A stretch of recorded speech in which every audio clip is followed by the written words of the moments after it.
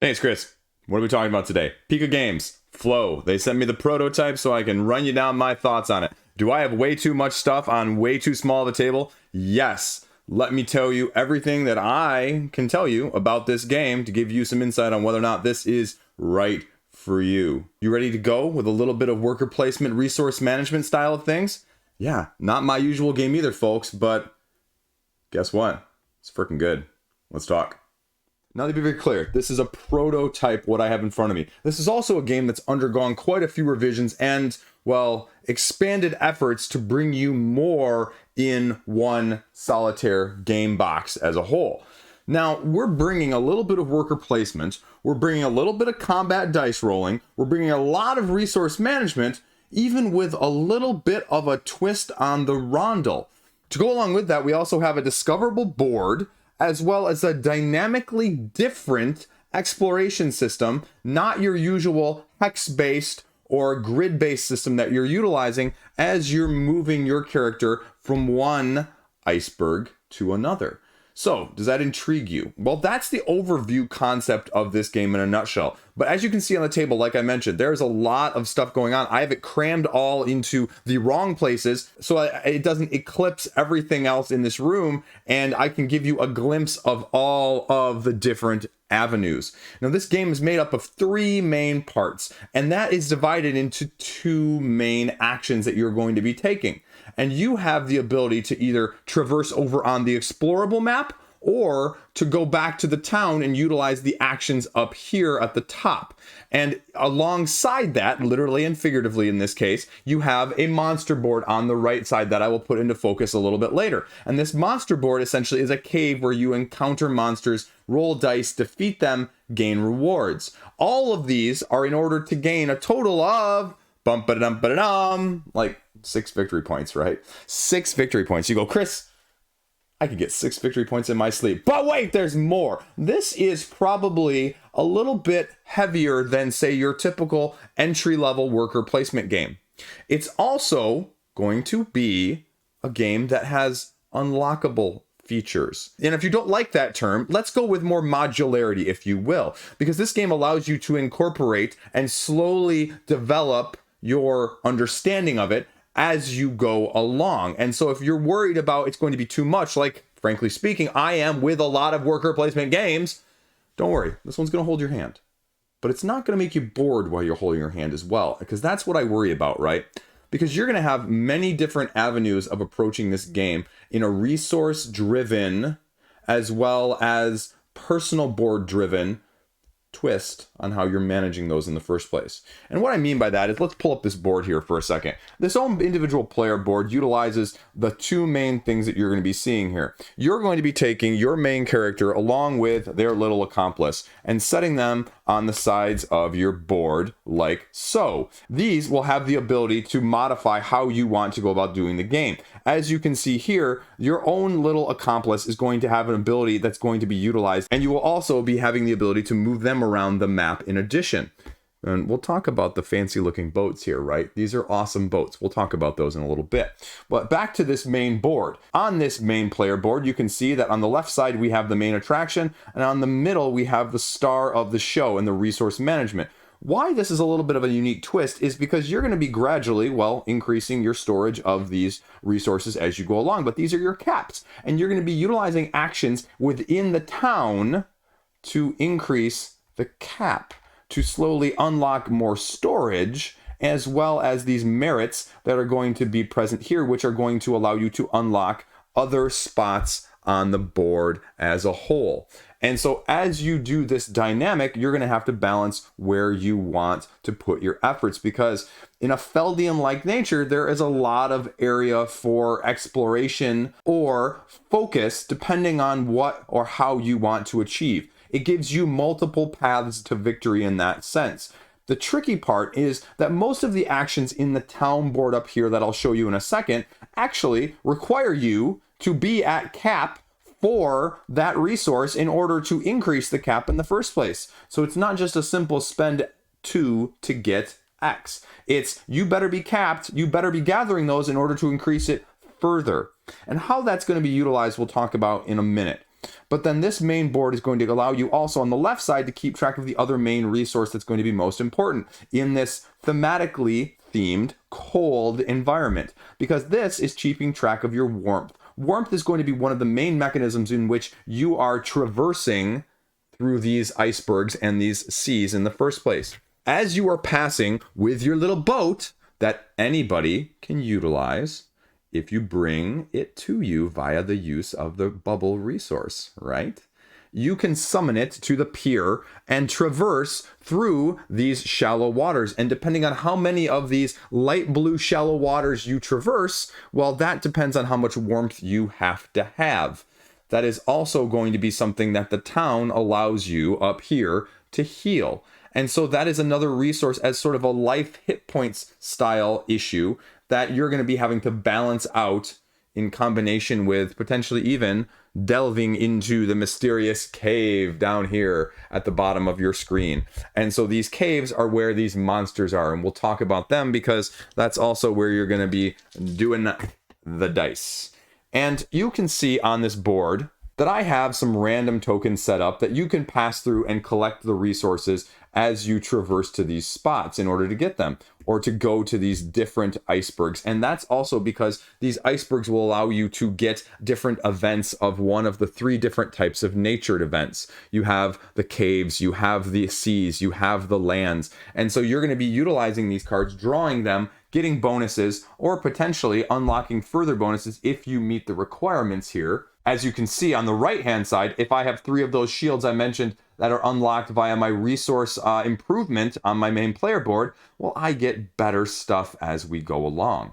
Not only to go along with that, we also have unique asymmetric abilities to go along with the character themselves that are upgradable anywhere from a 1 to a level 4 that you are slowly going to be improving and increasing based on the experience and the level up that's going to be available to you, which is going to give you better and better options. Along the side here, you're also going to be collecting chests and keys, and when you have them both, then you get to draw from one of the other decks that gives you, well, treasures that are going to be in the form of various resources that you can manage as well. Not to mention the tricky half point scoring down here in the lower right hand corner, right? Where some things are only going to give you a half point, and then you get to move this little thing back and forth to keep track of which one you're at, because that also might be the game breaker at the end to determine who actually wins, because, right? Okay. Now, you start to seeing some of the dynamics that are going on in this game. This is not all inclusive. I am not covering half of what you need to know in that sense yet, because the dynamics of how they're going to be interacting is really the focus of this game. And I'm not going to give you gameplay rundown, but I'm going to give you a little bit more detail of what you're going to be doing. And so if you're traversing across on the boat, for example, you have the ability to flip one of these tiles up. Now, there are other videos that are going to cover gameplay in depth.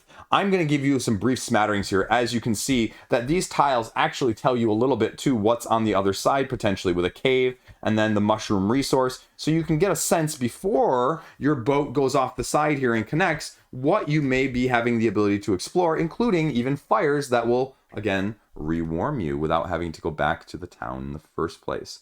The cave, and then the piers that you can eventually go to as well. There's going to be other different landmark events that you will be utilizing that are going to give you different rewards as you go along here in case of the sunken shipwreck. Now with the camera magic here, you can see that this is the main board of the town, and you can see each of the individual locations around town that are going to be available to you, including the healer space that I mentioned if you ever run out of warmth and your character is forced to go back there. And so again, you have options in that case, as well as some of the other resource utilization places. But this is also the place where on that main player board that I just talked about in terms of upgrading the caps on these individual resources, this is where you do it, and this is how you do it. You have to cap out this to increase it by 1, where eventually it will allow you to actually take this piece off the board. And when you can place this piece off the board, you can then create special little monuments in order to score more victory points as another additional way of doing so.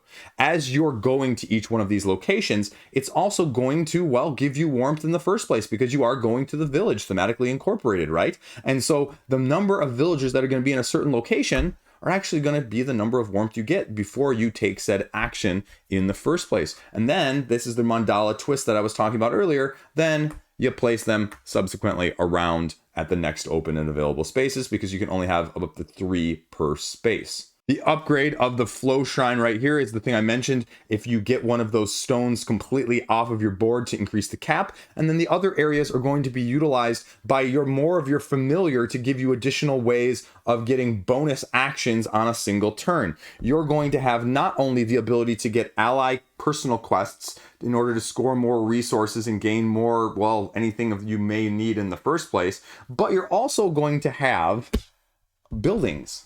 Tops and bottoms of buildings here that you are going to mishmash together to the right side of where your familiar is on your own individual player board that you're going to be able to utilize for additional actions of turning resources into other resources, as well as just resources available in the first place. And so how you utilize the combination of these from a market that's set out is also going to be very valuable as your familiar grows in, well, I don't want to say strength or power, but ability to help you mitigate, transform, and complete whatever objectives you're trying to do as you maneuver through the map. And so that's the main crux of the town. And the gist of this game, like I mentioned, is you have this available to you on any turn if you choose to go off of this map and go into the town, or vice versa and go back into the ice and the sea to explore. Now, again, moving back into the ice and the sea here, you have 5 different options on this map as a whole. You can be maneuvering and exploring icebergs in order to go in other areas. You can delve into the cave where the monster encounters are. You can have an encounter in one of the sea or the land in the first place. Or you can visit one of said landmarks that are available to you as you go along. The exploration tokens are going to be available to you as you traverse these areas, slowly collecting them, allowing you to mitigate or turn them into other things in the village, or via the actions that are available on your board, basically for everybody, or also that are for more available to you from your special abilities or your familiars. The other action that I mentioned is the cave. Having a cave encounter while we have the monsters going up head to head. And this little sideboard here, if I don't screw it up and spill it, bringing it to the table, you can start to see as with these little markers, we'll be traversing back and forth through the caves. And these caves not only have events that you're going to be triggering, they'll have rewards in these places in between, but you'll have monsters that will be potentially dealing you damage if you don't knock them out via your dice rolling, because on your character sheet, you're going to have the ability to fight these and roll these dice depending on what you have, and then total them up, because you've got crit hits, which do +1 to anything else. You've got your sneaks, you've got your lanterns, which give you additional rewards, as well as arrows and swords. And so if you can get the number that's beating this after, well, 1-ish roll, because warmth can also be used to mitigate and re-roll as many as you want, you can win. And all that matters is you, well, don't die, essentially. If you don't die, then you can move on. Now, the tricky part is you can still get a reward in between moving from this one to this one and getting better rewards as you go up and fighting harder and harder monsters, but you only get the reward of the monster if you actually defeat the monster in the first place with the rewards that they gain you in the lower right-hand corner.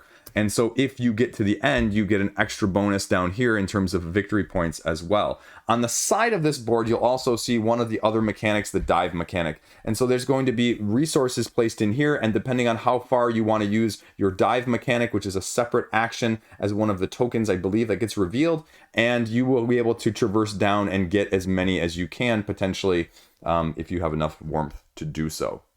So that's the game in a nutshell. Now, I mentioned the unlocking portion of things because several of these landmarks and additional abilities, as well as additional actions, are not necessarily needed if you're learning to play the game. Some of it is just slowly being able to be added if you want to take it a little bit slower in this game in the first place to learn, or to have someone who is not used to this style as well. And that sort of goes along with what I mentioned at the beginning of the game, where the development of this game has sort of expanded and expounded over time, and the game is reflective of that. Now, the interesting aspect of this is, as you would be concerned about a game that has been developing and slowly evolving and adding things and adding layers and adding sideboards and adding abilities that, you know, you kind of worry about the fact that sometimes things don't always connect as well as you like. And let's be very clear, this is a prototype, right? I don't have that concern right now. These things all work. You know, in theory, when you sit here and you play all of these things, especially as a non-worker placement person in general, I worry that they are not going to all click for me, or there's one element of things that I just feel there's a disconnect with, right? You know what I'm talking about. Just, one of the side actions in Apiary, one of the locations in Lords of Waterdeep, whatever it may be. But this is, again, sort of like with the expansions included for a lighter style game as a whole from a worker placement. Because the actions themselves, as I mentioned, right? They're not complicated. The resources, there's not 13 of them, like in something like Maple Valley. And the rolling is straightforward. The warmth versus resource management is not overly complicated. The movement, although clever, and the use of bubbles to attract the boats to go to wherever you want, and just crossing the light blue sections to gather the resources as you pass through them is nice. None of it is overwhelming. But you can start to see the sum of those approaches totaling and equaling very, very nice amounts of information while still not being convoluted or overloading, especially if you're someone like myself who sometimes struggles to not play the game or play the actions, but knowing how to connect them all in the first place, right? Because then that's a lesson in frustration, especially if you have a game that lasts you anywhere from 1 to 2 hours. The last thing you want is a game that's going to create that halfway through, right? Where you're just going, I'm going through the motions. I understand I can do this, this, and this, but I don't see how they connect. And I didn't have that problem, which is fantastic, because that's my concern with this sprawling game in the first place. Could that be easily done? Absolutely. But it feels like and flows so smoothly. Yeah, I went there. Flows.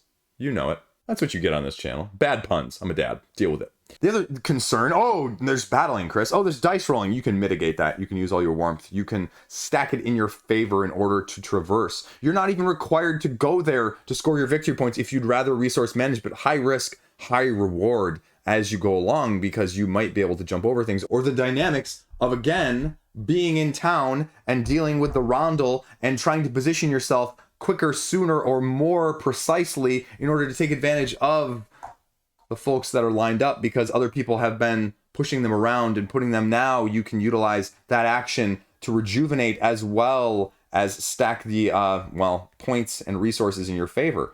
And so again, it's just a clever way of doing it that I didn't expect it to work as well as it did. Because, you think of Mandala and you go, okay, well, not really what I think of when I think of modern board gaming as a whole.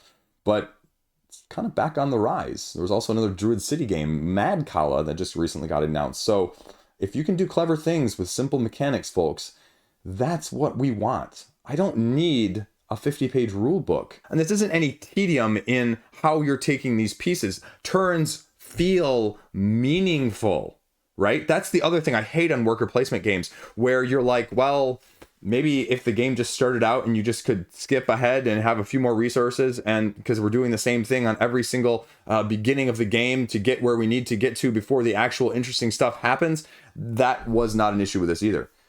I felt engaged the whole time with the dynamics and the randomness of the tokens being placed on the board and the exploration that changes things even further. And I would imagine they're either going to have more tiles for exploration and multi-purpose swapping in and swapping out from a modularity standpoint when it finally comes to fruition. Those things offer replayability without having, again, to double the size of the rulebook in order to get that.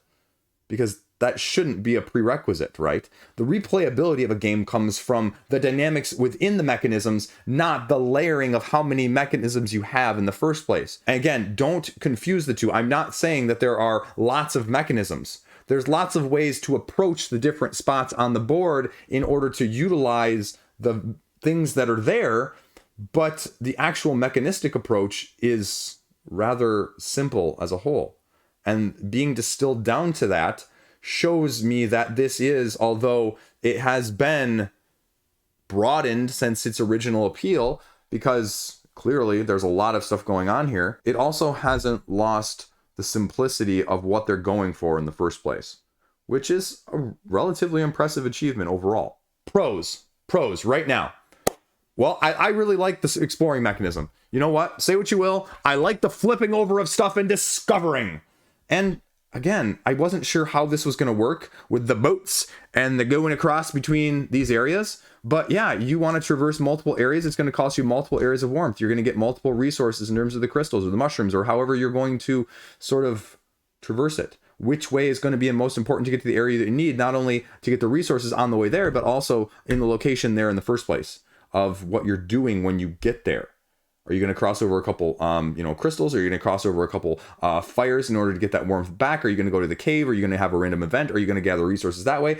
So the dynamics of difference that you can do on a turn-by-turn basis is great. There's no take that. There's no take that.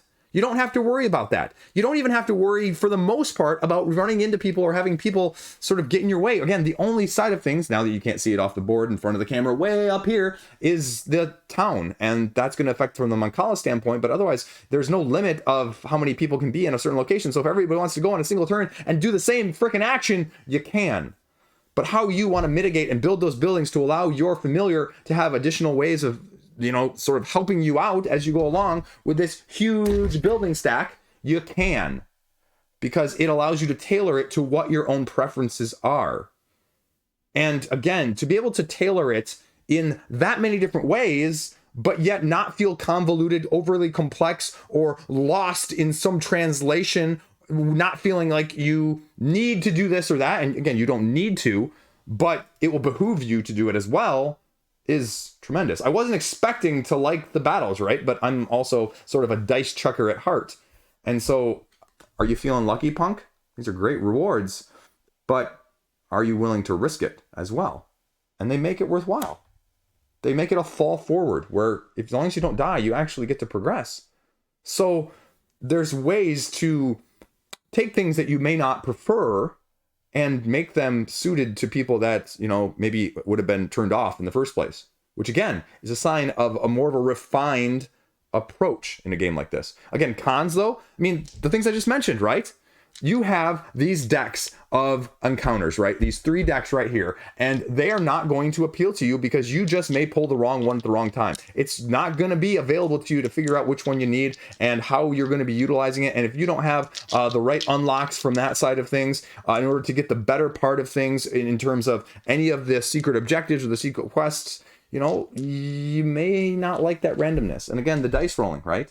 There's dice. There's dice on those combat situations. You can't just play your cards or play your resources and automatically go in and expect to win, because you're also going to have a bad guy die every time, if I can find it here. The purple dice, the purple die, which is going to have additional claw marks, which is going to actually increase the strength of the attack that your bad guy's going to do. So do you dare not have a sneak roll on there in case not only they have the 2 damage, but additional ones here as well?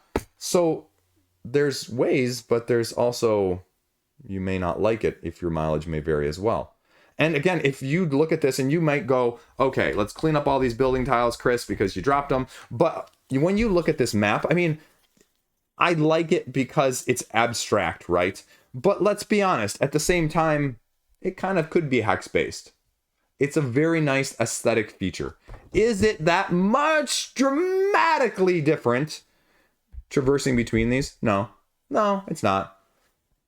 But it keeps you engaged. And as you guys always tell me in the comment section, right? Sometimes, Chris, I'm not going for the deepest mechanical game. I'm going for the experience.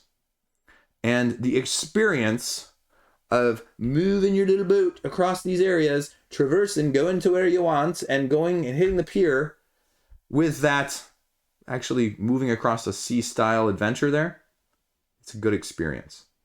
It keeps you engaged from that aspect of things. But if that doesn't do anything for you, if having these miniatures in several different areas of this and this doesn't do anything for you, well then, you know what? Maybe you don't need a deluxified version of it. It doesn't add a significant value there from that aspect of things. The other pro and con, again, is how much of this do you want as a whole? Are you comfortable, or would you prefer the unlocks to be already thrown in if you're a heavier gamer? Or are you looking the incorporation? Like I said, it does hold your hand if you don't want to incorporate all of them. If you are introducing it, it's going to be much nicer. That's not an insignificant issue, right? My wife is not a hobby gamer, folks. And so to have all of these elements in there from the get-go for her Like, she's smart. She could easily handle it, but she wouldn't enjoy it. I recently reviewed and talked about Divinus in another video that will be coming out shortly. And that's one of the great things about Divinus. At the same time, it sort of teeters on the edge of maybe the first 3 games are too simple. By the time you get to 11 or 12, it's, you know, it's fully developed and arguably even maybe a little bit too much or too random. And so that's where this game actually does, I would argue, a little bit better of a job for me comparatively, because the intro levels don't feel like they're missing stuff. The higher levels don't feel over complex, and you can graduate to whatever incorporation you want with additional unlocks that they're going to have not only available right away, but through additional content as you go along, not only from a mechanical side of things, but from an actual, you get more as well. So if you like that sort of thing, this is going to give you that in spades. So, you know, not euchre spades or heart spades, but quantity we're talking. So all in all, final thoughts, right? I like the cleverness of the map. There are a lot of different decks. It is an absolute table hog. I do not like how much space it takes up. This is a 3 foot by 3 foot table-ish, and it completely covers it and would actually take up more space than that easily if I had more than one player board and the decks all outlined next to the boards rather than on top of them. And so if you have limited space, this is going to be a very tough sell. But the setup is actually really easy. The overhead is easily explained. The symbology is much easier than several other things I've played recently of similar weight. And the dynamics of what's available to you, well, is very much just what you see is what you get. The big blessing, curse, make it or break it is going to be, do you feel confident enough to make some of these connections between your player board over here with some of the resource management and some of the increasing caps and when to do that? Because if you overfill, you can sometimes get rewarded into form of bubbles as a different resource, but sometimes you'll just not be able to get a whole lot.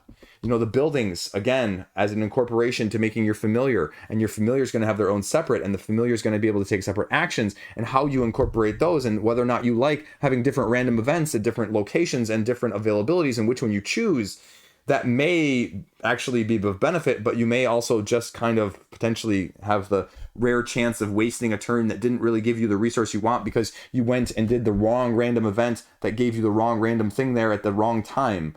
Is it really a make or to break it? No, but if you don't like that, if you're a heavier, this isn't going to be as strategic as you may want. There is still a lot of making banana cream pie out of bananas, if you will. Yeah, I went there. I went with a different analogy, not the usual one there. No knives in phone booths sort of situation here. So ultimately, I really like it. I really like it as a non-worker placement game person, right? This one is probably my favorite since last year's Unconscious Mind, which was actually from Fantasia Games, which is the parent company of PIKA. This is more supposed to be a family friendly game, if you will, but it is no less mechanically sound either. Don't be fooled by the aesthetic. There is no issue from that side whatsoever. So all in all, I'm very pleased, and I want to see what they can do with this. I want to see what the more looks like as a final product, because you know what? Wait or not, you know, on this channel, I enjoy things very, very heavily that are lighter.